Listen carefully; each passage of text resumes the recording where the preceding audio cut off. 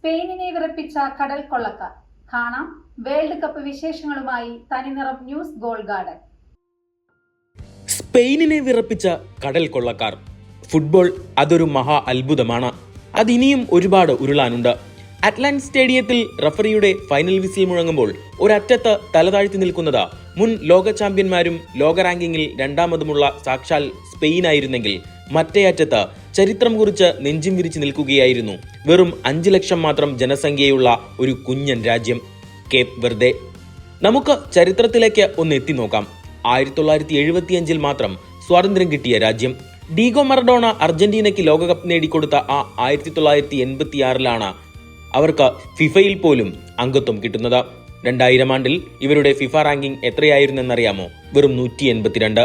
അന്ന് നമ്മുടെ ഇന്ത്യയുടെ റാങ്കിംഗ് 120 ആയിരുന്നുവെന്നും ഓർക്കണം. ഈ ലോകകപ്പിൽ എല്ലാവരും കണ്ണുവെച്ചത് 1.5 ലക്ഷം ജനസംഖ്യയുള്ള ജർമ്മനിക്കെതിരെ അരമണിക്കൂർ ഒപ്പത്തിനൊപ്പം പോരാടി ഒടുവിൽ 7-1 തോറ്റ കുറാസാവോയിലായിരുന്നു. അതുകൊണ്ട് തന്നെ സ്പെയിൻ കേപ്പ് വെർദെ മത്സരത്തിലും ഒരു വമ്പൻ ഗോൾ മഴയാണ് ഫുട്ബോൾ ലോകം പ്രതീക്ഷിച്ചത്. പക്ഷേ അറ്റ്ലാന്റയിൽ സംഭവിച്ചത് മറ്റൊന്നായിരുന്നു. പെഡ്രിയും റോഡ്രിയും ഗാവിയും ഒയർസബാലും പോരാത്തതിന് വണ്ടർ കിഡ് ലമീൻ യമാലും നിക്കോ വില്യംസും വരെ വന്നിട്ടും കേപ്പ് വെർദെയുടെ കോട്ട പൊളിക്കാൻ സ്പെയിനായില്ല. ഡിഫൻസ് പൊളിച്ചപ്പോൾ ഗോൾ പോസ്റ്റ് വില്ലനായി. അതൊക്കെ മറികടന്നു വന്ന പന്തുകൾക്ക് മുന്നിൽ ഇയാളൊരു ഇരുമ്പ് കോട്ട കെട്ടി. പേര് ജോസിമർ ഡയസ് വോസിന്യ. പ്രായം വെറും 40. ഇതിനു മുമ്പ് നമ്മളാരും ഇയാളെക്കുറിച്ച് കേട്ടിട്ടുമുണ്ടാകില്ല. പക്ഷേ ഇനി അങ്ങോട്ട് ഫുട്ബോൾ ലോകം ഇയാളെ മറക്കാനും പോകുന്നില്ല. ലോകകപ്പ് ചരിത്രത്തിലെ തന്നെ ഏറ്റവും മികച്ച ഗോൾ കീപ്പിംഗ് പ്രകടനങ്ങളിലൊന്ന്. ഇതൊരു ലക്കല്ല കേട്ടോ.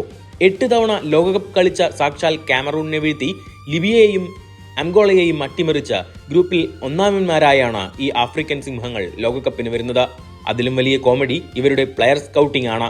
വിഭവങ്ങളൊന്നുമില്ലാത്ത അന്നാട്ടിലെ ചെറുപ്പക്കാർ ഭൂരിഭാഗവും യൂറോപ്പിലേക്ക് ചേക്കേറിയവരാണ്. അവിടുത്തെ ഫുട്ബോൾ അസോസിയേഷൻ ഇന്റർനെറ്റിലൂടെ ലിങ്ക്ഡിൻ വഴിയാണ് താരങ്ങളെ തപ്പിയെടുത്തത്.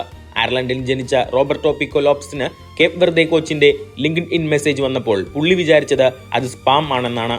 എന്നാൽ ഇന്ന് സ്പെയിനിന്റെ വമ്പൻ സ്ട്രൈക്കർമാരെ പൂട്ടി കേപ്പ് വെർദെയുടെ സെന്റർ ബാക്ക് പൊസിഷൻ കാത്തത് ഇതേ ഇന്റർനെറ്റ് താരം ലോപ്പസ് ആണ്. ഫ്രാൻസ്, പോർച്ചുഗൽ, നെതർലാൻഡ്സ്, അയർലൻഡ്സ് എന്നിങ്ങനെ പല രാജ്യങ്ങളിൽ നിന്ന് വന്നവർ, പല ഭാഷ സംസാരിക്കുന്നവർ.